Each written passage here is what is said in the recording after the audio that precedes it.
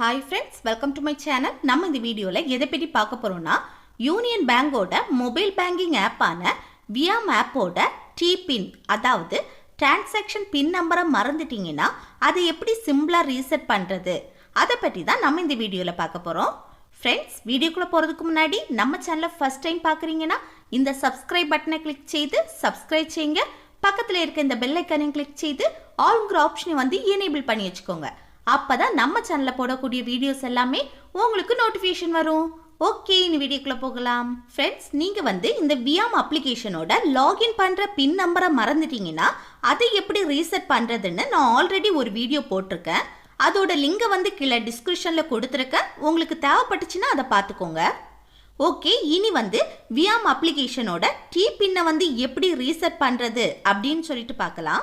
First, இந்த வியாம் அப்ளிகேஷனோட home பேஜில் மேலே லெஃப்ட் சைடில் இருக்கக்கூடிய ப்ரொஃபைல் சிம்பிளை வந்து கிளிக் செய்யுங்க.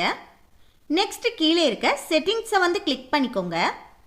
நெக்ஸ்ட் இந்த பேஜ் ஷோ ஆகும். இந்த பேஜில் என்னன்னா, இப்போ உங்களுக்கு T-PIN தெரியும், அதை ஏதாவது ரீசனுக்காக சேஞ்ச் பண்ணணும் அப்படின்னு நினைக்கிறீங்கன்னா இந்த சேஞ்ச் டிரான்சாக்ஷன் பின்னை வந்து கிளிக் பண்ணிக்கோங்க. இது டிரான்சாக்ஷன் பின் நம்பர் உங்களுக்கு ஞாபகம் இல்லை அப்படின்னா இந்த ரீசெட் டிரான்சாக்ஷன் பின்னை வந்து கிளிக் பண்ணிக்கோங்க. நெக்ஸ்ட் இந்த பேஜில் 4 ஆப்ஷன் வந்து ஷோ ஆகுது பாருங்க.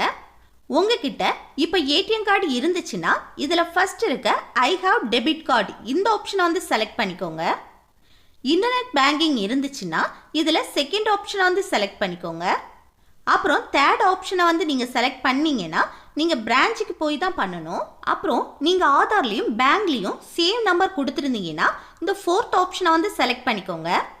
நான் இதில் ஃபர்ஸ்ட் இருக்க டெபிட் கார்டு ஆப்ஷனை வந்து செலக்ட் பண்ணுறேன்.